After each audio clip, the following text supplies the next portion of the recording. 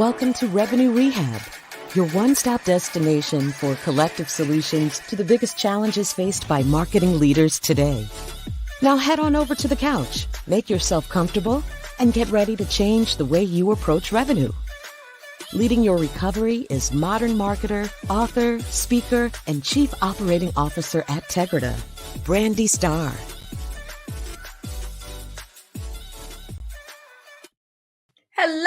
Hello, and welcome to another episode of Revenue Rehab. I am your host, Brandi Starr, and we have another amazing episode for you today. I am joined by Jason Yarborough. Jason is a relationship builder, revenue growth strategist, and podcast host. Passionate about people, partnerships, and purpose, Jason is a tenured VP of partnerships with experience scaling ecosystems and now training field teams how to implement partner data and strategy into their daily activities. Jason lives in Montana with his wife, Sam, and 2 kids and spend their free time hiking, fly fishing, and skiing. Jason and his wife also host a partnerships podcast called Friends with Benefits. Welcome to Revenue Rehab, Jason. Your session begins now. Hey, super excited about it. Thank you so much. And thank you for that wonderful introduction. It's such a pleasure to finally be here. Yeah, I am excited to have you. And we'll talk about the podcast later because I think it is really cool that you and your wife host a podcast together. But before we just jump in, I like to break the ice with a little woo-saw moment that I call buzzword banishment. So tell me, what buzzword would you like to get rid of forever? Man, I've got to pick just one. Just one, which is always the hard part. Man, there's so many. I'll try to throw one out maybe that hasn't been used before, but like the other day I was on a call and someone mentioned the word bandwidth. Like, I don't have the bandwidth. And I'm not sure why, but I was just like, oh, I kind of shuddered when I heard that word. I'm like, we can just say no. Like, I feel like we just feel so uncomfortable saying like, no, I can't do that. We're like, no, I don't have the bandwidth. It's like, I don't know why that one rubbed me the wrong way, but it just did. And I could do without hearing that one again. My alternate would also be sync up. Ah, yes. The infamous sync up about our bandwidth. Exactly. Yeah, it is funny. Like, no is a complete sentence. And most people are really uncomfortable just putting the period after the word no and not, qualifying that with a reason. Because yeah, it's like, I don't have the bandwidth, I don't have the capacity. There's all sorts of different buzzwords there that people get hung up on. And then usually it does require a sync so that we can figure out how do we give you the bandwidth. Yeah. How do you get the bandwidth back? Exactly. Yeah. So we're just like, one more and like 3 strikes and you're out. Yes. Yeah, we can get in all the buzzwords. So we won't talk about bandwidth or syncing up today. We can put that in the box and lock it and throw away the key for now. So now that we've gotten that off our chest, tell me, what brings you to Revenue Rehab today? Yeah, well, first, I've been a big fan of yours for quite some time, so happy to finally be on this show and be a guest. And today, I'm stoked to be talking about something I'm super passionate about, which is partnerships, but not just partnerships, which has also become somewhat of a great to hear buzzword these days, but partnerships in the context of like how we can become this, not new, but more so this enhanced revenue channel for revenue leaders. Right, we're finally getting the seat at the table, the recognition we deserve, and partnerships are a functioning revenue channel that I believe is going to be a bigger player in 2024 as you were seeing things like inbound and outbound beginning to dry up. So now these revenue leaders, at least the ones that I talk to on a frequent basis, are looking for these new streams of pipeline and revenue, and partnerships can come riding on their white horse now. Well, I am looking forward to this discussion. Early in my career, I was in partner marketing, so got some experience in how to tap into partnerships. And then now being, consultancy, I'm on the partner side, and I see some places where I feel like the industry is a bit broken or misguided. So looking forward to getting some of your perspective. But to start, I believe in setting intentions. It gives us focus, it gives us purpose, and most important, it gives our audience an expectation of what they will take away from our conversation today. So what's your best intention? What's your hope for what people will walk away with? I think for me, it'd be getting the sales and marketing leaders that are listening to fully embrace the partner motion, being the data, the strategy, the relationships that they have access to, and fully embracing that and incorporating it into their team's daily activities. So to fully embrace a partner motion and no longer keep their partner team and program siloed. I love that. And I think that is a great place to start. Is I have seen in most organizations, the, partner teams, the channel teams are somewhat of their own entity. Mm-hmm. And quite often, nobody really knows what's happening over there. Like Right. they do stuff, they go to a lot of events, they have this whole program, they do some marketing around, driving net new partners. That's usually the big measure, is how do we get more partners and make sure that those partners are active. But it's almost this, separate thing. And so my first question is, why do you think that happens? Like, what's happening in business today that is leading to that partner motion being so siloed? Yeah. So somewhat joke to make it contextually relevant that we're like the island of misfit toys. Like no one really knows what to do with us, right? We do have a purpose. I was having this conversation not too long ago, and I think some of it boils down to a lot of your sales leaders, your marketing leaders come up in traditional sales motions and models, and those frameworks therein. And not a lot of the traditional sales models involve a partner. So when you come to a company that has a partner program, it's kind of like, okay, well, what do we do with this group here? What do we do here? How do we capitalize on it? And often seen as someone that, just kind of let them go do their thing, let the partners work with the partners, because really no one knows how to co-sell with that partner. They don't know how to get involved with that partner.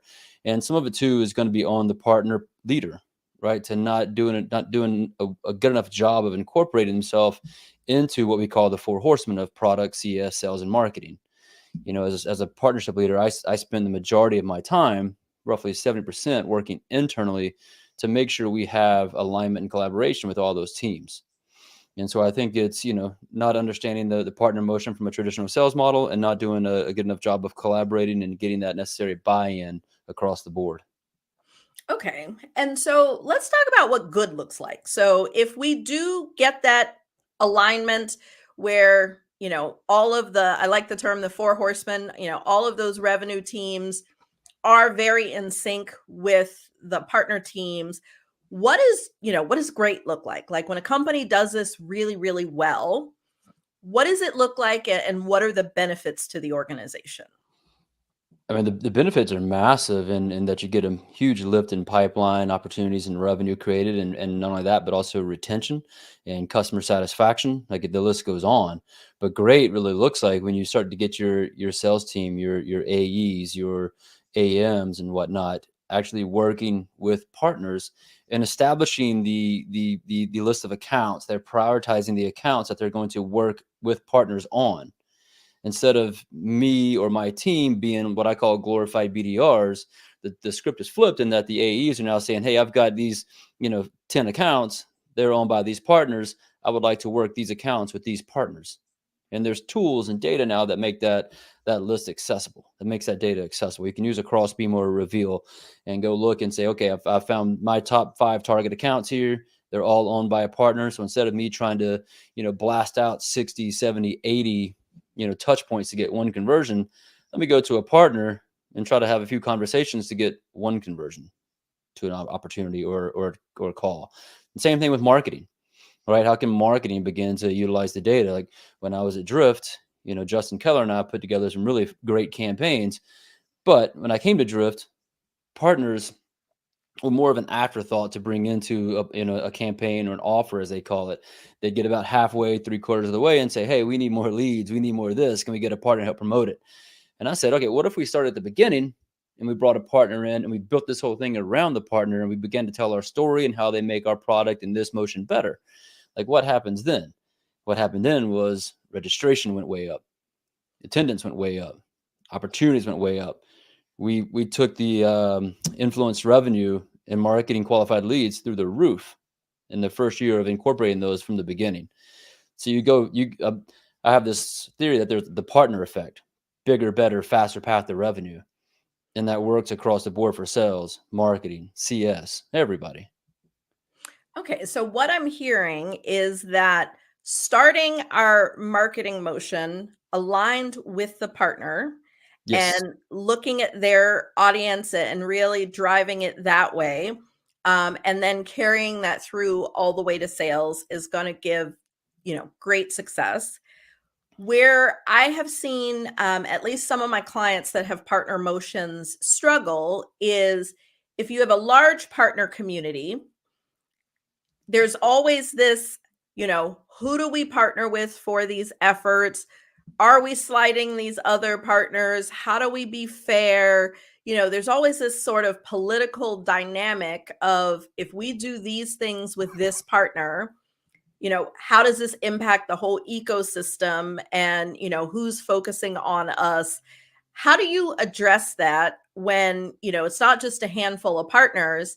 How do you do those same motions and be able to scale them if you've got a larger ecosystem? Sure. And the truth is always in the data. So the data exists for us now to look at what's the overlap of mutual customers look like. If you're looking at it from a tech ecosystem, right? How many of our customers, how many of our prospects are using X partner, Y partner, B partner, and begin to prioritize based off what the overlap looks like, what the TAM would look like from working with a particular partner. So when I was at the Drift again, I had 70 integrations, not necessarily they weren't all partners, but when I first came in, I took a look at that whole list and I was like, I'm just going to narrow it down to just 2. I'm going to focus on 2 right now so that when we do begin to scale up, the team understands how to work with partners. We've got a good fluid motion built. So we worked with 6 Sense and Sales Loft, got it right with those guys, begin to build out. Go back into your channel program. There's a few different places you can work there. Maybe you've taken on a program. You've got a few that are already existing. If you've got tiers, the platinum, gold, the heavy metals, whatever you want to call it. The platinum partners are the ones that are producing. They're leaning in. They're the people that have got certifications. So you can also export your data through Salesforce and see which of your customers, right? If you've got a large customer base, which of your customers have some email addresses that don't necessarily align to their domain. Look and see who's got some overlapping email addresses or domains that are assigned to agencies and those that are already doing work within your customers.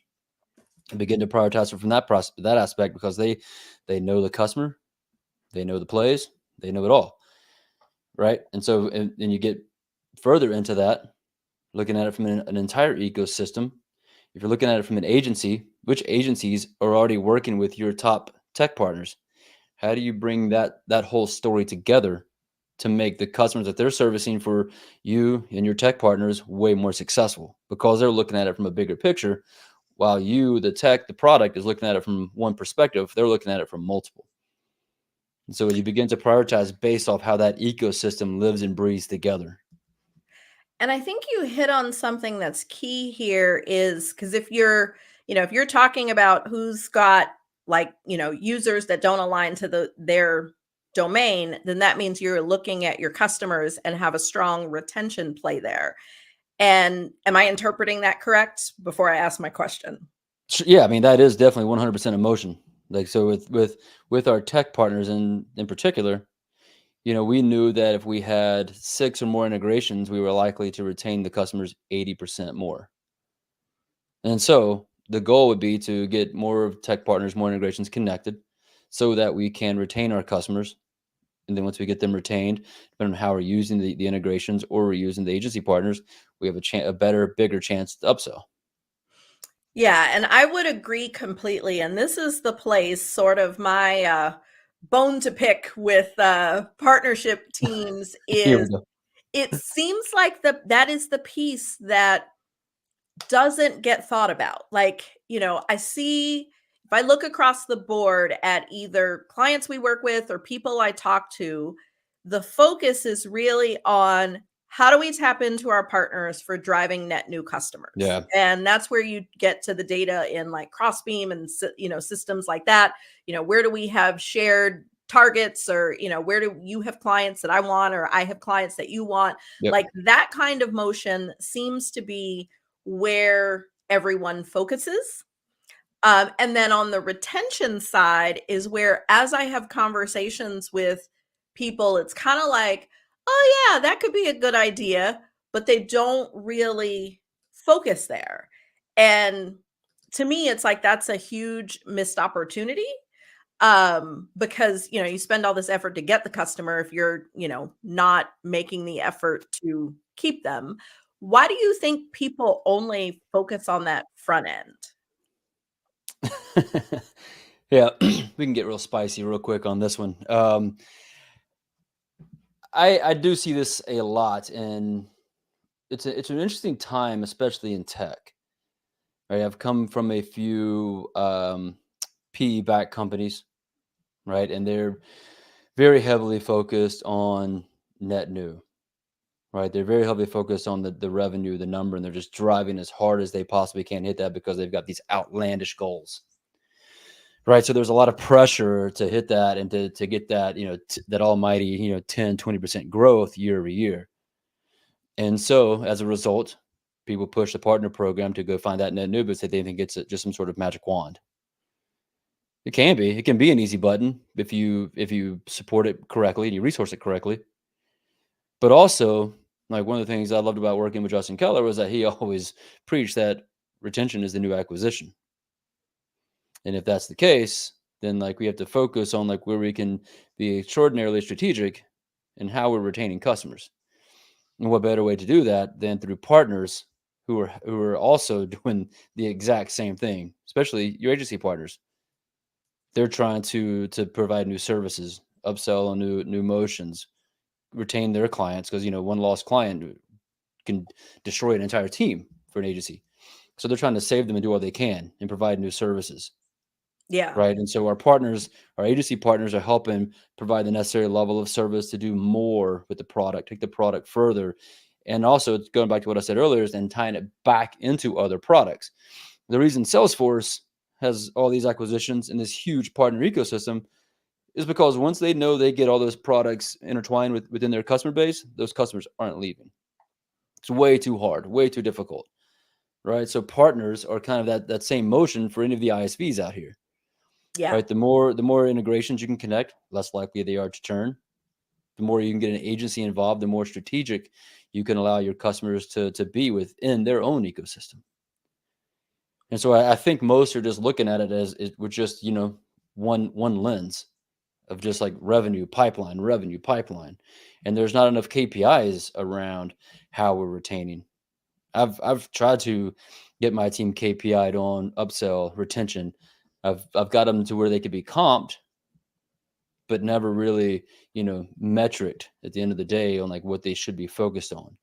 Everybody just wants to see net new. CFOs most often historically come from non-partner backgrounds. They've been in that traditional CFO model, so they just want to like, it's black and white, cut and dry. And you got a few out there now that are starting to look at it differently and see what it could be.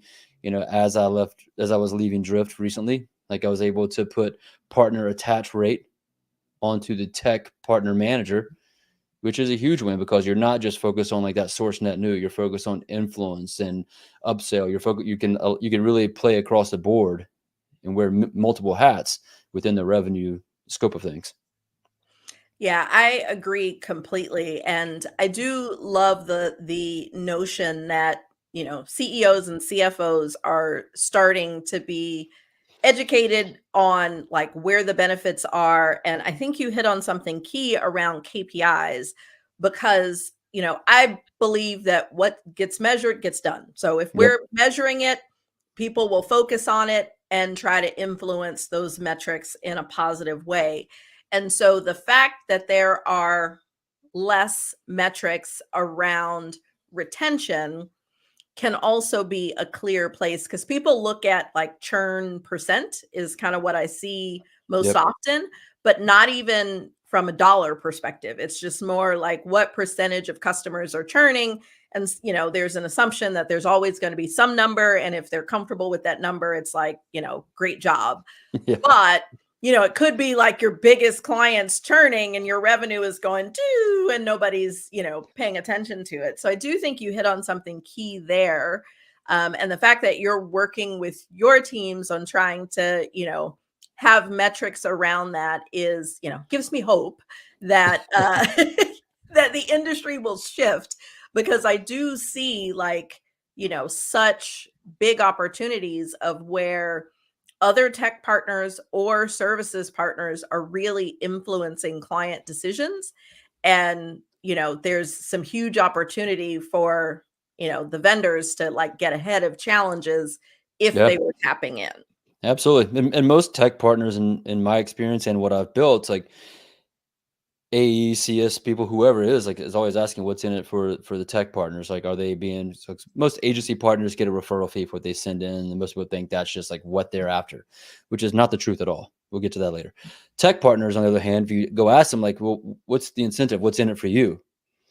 And most often the ones that know what they're doing are going to say, we're trying to build more towards retention. Right. I remember, working with 6 Sense, working with Sales Loft, we were all trying to get those integrations connected. Like, we want to get our customers as sticky as possible. And we can only do that through getting more of our technology partners connected to our customer base. Yeah, I would agree. So you mentioned, we'll get into that in a minute. I definitely love to hear your perspective on, because I agree that the referral fee for, an agency partner is not the objective. Like, we've kind of, stopped entering into those agreements because it creates this weird dynamic. But I'd love to hear your thoughts on that as well before I kind of shift gears. Yeah, I think it's a nice to have. It is not the ultimate piece of value that the partner is after. It's kind of a nice to have, in that if you're a smaller shop, you can get a little incremental income, and it really doesn't really start to make a difference unless you're, the former HubSpot model where they were paying out, quarterly dividends basically. But for those agencies that are getting those referral fees and those sellers that think that's what they're after, they're dead wrong. They're after the service dollars. The more serviceable dollars they get, the more money they're making. They make way more money by servicing than they do by referring. And so they're trying to get as much much of the servicing dollars as they possibly can, which is why when I start out any new program, I'm talking to those agencies. What's going to make me the most valuable partner you've got? What are your expectations? Where do most get it wrong with you? And what are your business objectives outside of this partnership? Because I want to align to what you're trying to accomplish or what you need as a partner, so that at the end of the day, when I build this program, you're like, dang, that partnership with that guy is the most valuable thing I've got. So I think about it more holistically as much as I can, and going back to where I try to connect the whole ecosystem. So agencies at Drift, we were really good at making sure that our top agency partners were also really close and working with our technology partners. Because sometimes your product doesn't allow for a ton of servicing. Drift, it's a chatbot. Wasn't a whole lot of servicing to do once you built those playbooks out. But once you get it connected to a 6 Sense and a data provider, sales engagement platform, and maybe one other thing, there's all sorts of ways to begin to weave that narrative and that story to begin to build bigger, better, more intelligent playbooks. Yes. And so you try to connect them to as much value within your product and your ecosystem as possible, so they can make as much coin as possible. Yeah, and I agree completely, because being involved, we have one unofficial partnership relationship that has just happened because we have 2 clients that are really big for a particular technology, and their CSMs have recognized oh, we need to be talking to them, because when they talk to the client, they don't always recognize, a new feature comes out, client doesn't immediately recognize oh, here's how this fits. But I'm on that call and they're like, oh, let me show you this. They do the song and dance of the new features. And I'm like, oh, hey, Mr. or Mrs. Client, that thing we're planning? Here's a place we could use that. Or that thing we did really manually, we could change this to now automate it or get better intelligence. And those sorts of things are where, for me, the services revenue comes in. Because even though I'm not doing much or hardly anything in that particular technology, now that we have this feature functionality, we got to rethink the strategy on some of That's these it. things, incorporate that in there to be smarter. And then it also creates the stickiness, because the 2 clients I have on that, they'll probably never leave, Yep. because we've got that tech so ingrained in everything that they're doing. If they tried to move, like, it would take more than a year to That's it. unravel. And it's a small, it's not drift, but kind of like a drift, where it's a small piece of tech in the grand scheme of things, but it's so integrated into the strategy. And Yeah. that's really where you talked about strategy at the beginning. That's kind of where I want to go next in our discussion is, it is that strategy around how you tap into partnerships. And I think you've mentioned a couple ways, like some of, aligning with other technology partners. So for those that are thinking about implementing a partner strategy, they recognized either they don't have one or the one they have is weak. Like, where do you start thinking about how to tackle that and what that should look like within your organization? Yeah. I always think about it from the needs of the customer. Like, what does the customer need? Customer's going to talk. If you just go ask the customer what they want, what they need, what their expectations are, they'll tell you what they're looking for, what their problems are, what their pain points are, and pain points specific to your product. They're trying to do the best they can. They're trying to scale as fast as they can and move as fast as they can. So they've got ideas, hopefully. And so, I've come in, I've taken on new programs before, and the first thing I've done is gone in and talked to a few customers. Hey, what's your take on what do you think about the product? How's it working for you? How's it providing? What are you seeing? Great. Who else are you working with? What's important to you? Kind of thing. Start asking some questions to the customers. And maybe your customer success team already has, a knowledge base of what customer needs are. Maybe they've got some Airtable board or some customer success request board that you can pull from. When I came into, I think it was Drift or Reveal, that there was a Pando board or something that I could pull and had all these customer requests in it. I could begin to scour through and be like, okay, customers looking for these things, partners can solve for A, B, and M. Let's go ahead and attack those right now, because we have the most requests around that. So if you're thinking about building something new, always start with the partners. Don't start with, a gut instinct or a shiny sales pitch from another partner. Start with what the customer's needs are, where the customers currently exist. There's really great tools you can use, like a built with or a Clearbit, or you can even drill into Reveal or Crossbeam to understand like where your customer base exists from an integration standpoint, what they're currently and already using, and begin to go to those technology vendors. Then again, you can try to pull the data to see where agencies might exist and see where they're already working with agencies or those agencies that exist within your ecosystem. Maybe you're in MarTech or you're in manufacturing or fins. Start, building a target account list of partners that you want to have conversations with and see if it makes sense that if they're working with your ICP or not. Just start having some discovery calls, seeing what they're up to, who they're doing. Spend the first 90 days just doing some exploring and discovery to figure out what's going to work best for your customer base. Okay. And so that's how to get started in, a partner program. Let's Yep. assume that there is a partner program in place and I'm the head of marketing. How do I better tap into them? Like, where, what from a strategy perspective, if if they're kind of operating and doing their own thing and marketing's operating and doing their own thing, what does a good strategy look like for me if there's a program in place already? Yeah. You want to be able to build out a strong business case as to why marketing should begin taking a look at, the partner base, right? So I'll use the example of Drift again. We had a lot of success building that program. So we came in, we took I showed the team, all right, here's the opportunity we have with just 6 cents alone.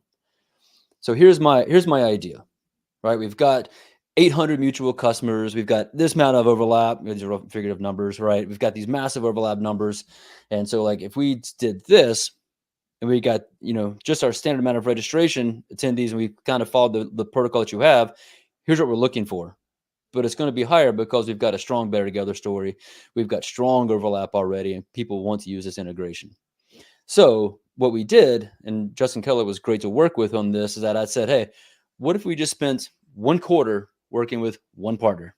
Let's not try to boil the ocean. Let's spend a quarter just working with 6 Cents. Let's do a webinar. Let's do some personalized chat playbooks that fire anytime a 6 Cents customer or a 6 Cents opportunity or prospect of ours that is a 6 Cents customer hit the website. Let's build some ebooks, and let's see if 6 Cents can do the same on their page. All right, let's get really purposeful in how we're working with one partner. And we did that, and we've had huge traction. So much so that instead of, maybe playing with one partner here and there, Keller and team decided, all right, 75% of all of our marketing offers are going to involve a partner from the beginning. Because the lift was much easier because you had support coming from the partner. They were helping, they were driving, they were pushing stuff out, emails, ads, everything else. And so you're kind of splitting the responsibilities 50-50, 60-40 maybe. And so you're getting a much bigger lift in support. You're getting a much bigger lift in MQLs. The last webinar we did with a partner, we set the company record for registrations and attendance. Wow. Because it was with a partner. Yeah. And I think just, more anecdotally, having seen, I've followed Drift for a while, having seen some of those, I also think it helps when you have two strong brands like that and you do those co-marketing efforts, it starts to become almost a subtle assumption that like, I got to buy both of these. Like, it's kind of, it's like, oh, if I'm going to go buy the shoes, I need the coordinating purse. Like, it just is one of those, like, yeah, this is great by itself, but now I've seen how amazing this is together.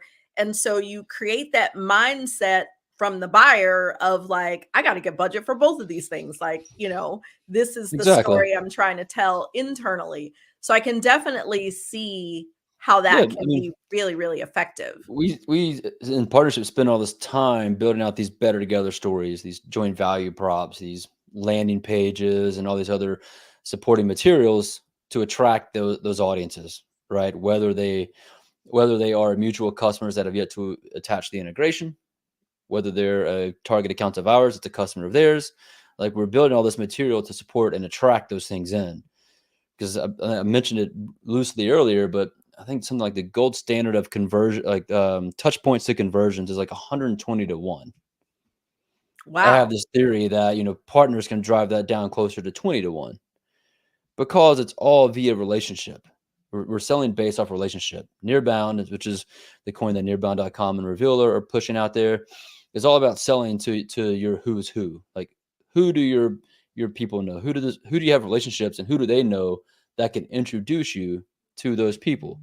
Think about, the last time you asked about you were curious about a restaurant, or you were curious about a piece of technology. Chances are you probably reached out and asked somebody, what do you know about this? Have you used this? Are you doing this? I'm constantly asking that about equipment and gear and stuff like that. And so now we're buying based off relationship.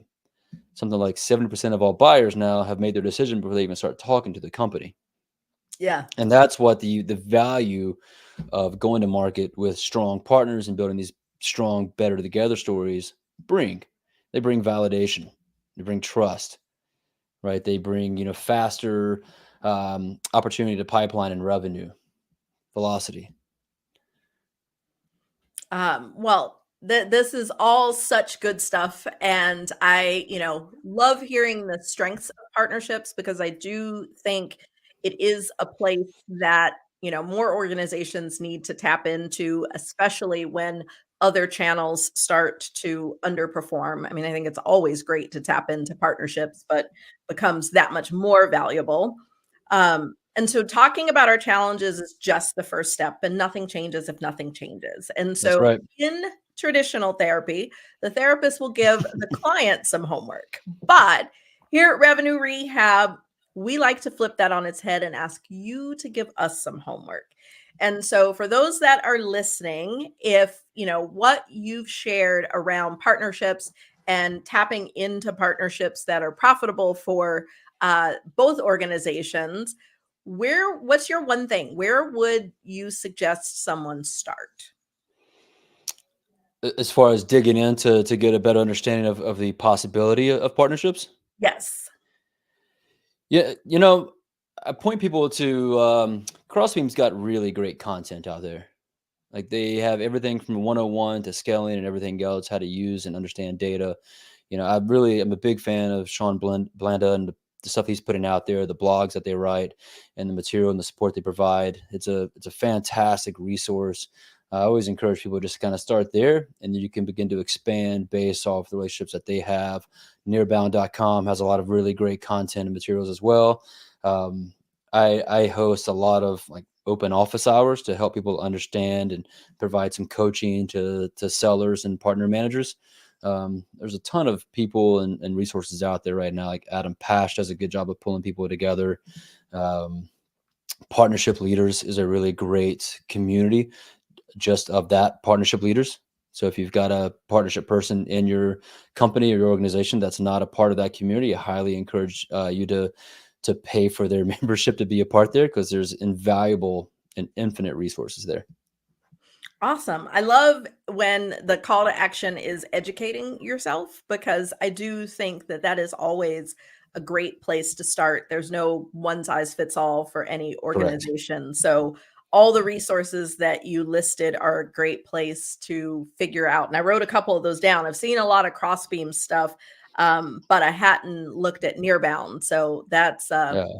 They're all things that I wish I had when I was coming up in partnerships or coming up in a sales organization. It's like we were just out there trying to hack stuff together and figure it out on our own and making all the stuff work. And now all this content is like, yeah, that's what we did. So we weren't completely crazy, maybe 30%, but Yeah, but I think it is those people who kind of went through the trenches who are now able to produce that content to say, like, let me, streamline this or give you a better way. Well, Jason, I have enjoyed our discussion so much, but that's our time for today. But before we go, tell our audience how they can connect with you and give us the shameless plug for Friends with Benefits. I want to hear about the podcast. And I'd also love to hear how you and your wife ended up starting it together, which I think is so cool. Yeah, so try to give you as much of the condensed version as possible. But my wife is also in tech partnerships. When you and I first met, I was at a company called PFL, and when I left there, they asked, like, we really need to replace you. How do we do this? Because I was doing a lot of marketing, evangelism, events, stuff like that, and I was like, you know what? My wife can do this in spades. You should hire her. And they laughed. They were like, wait a second. Yes, we know her. This is a good idea. So they actually hired her. And she took the program much further than we ever could, which is awesome. And so she's been doing it for 3 years now. I'm pushing about 7 years. So we've got almost a decade of partner experience between us. And we always joke that we should do something together because we have a lot of the same conversations. I'll be in one meeting and I'll look over 30 minutes later. She's normally sitting behind me. She's talking to the same person I was just talking to. So we're like, we should just record some of these conversations. And so we started joking around, like a podcast called Friends with Benefits would be hilarious, because there's so many puns there. Yes. Being that she's my wife, we always joke that with our family that we get paid to make friends, and they're basically friends with benefits, because most people don't understand what partnerships is outside of tech. And so we started this podcast called Friends with Benefits. It's a podcast about revenue generating partnerships. Specifically in the B2B space. We bring on some B2C guests as well, a lot of sales leaders, relationship leaders as well. So the whole premise is we're talking to people about how to build these purpose-built relationships, and how does that affect and influence the business, right? But not only the business, but also yourself. Right. How do these relationships influence you, and how do you bring that into the work that you do? And so we try to cover it from a good, business perspective and a personal relationship perspective as well. And we're having a ton of fun with it, getting some good traction, and got a lot of really great guests coming on, and it's lined up. So it's just been a lot of fun doing it with her. That is so awesome. I love a good story, and especially when you can mix a love story with business. That is so awesome. So we will make sure to link to Friends with Benefits. So wherever you are listening or watching this podcast, we'll make sure to link to it, and also link to Jason so that you can stay connected.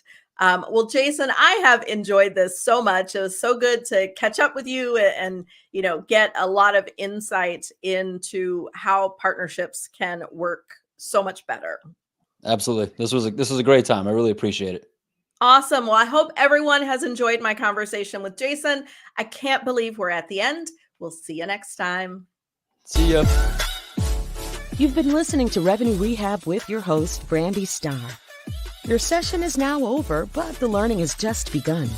Join our mailing list and catch up on all our shows at revenuerehab.live. We're also on Twitter and Instagram at Revenue Rehab. This concludes this week's session. We'll see you next week.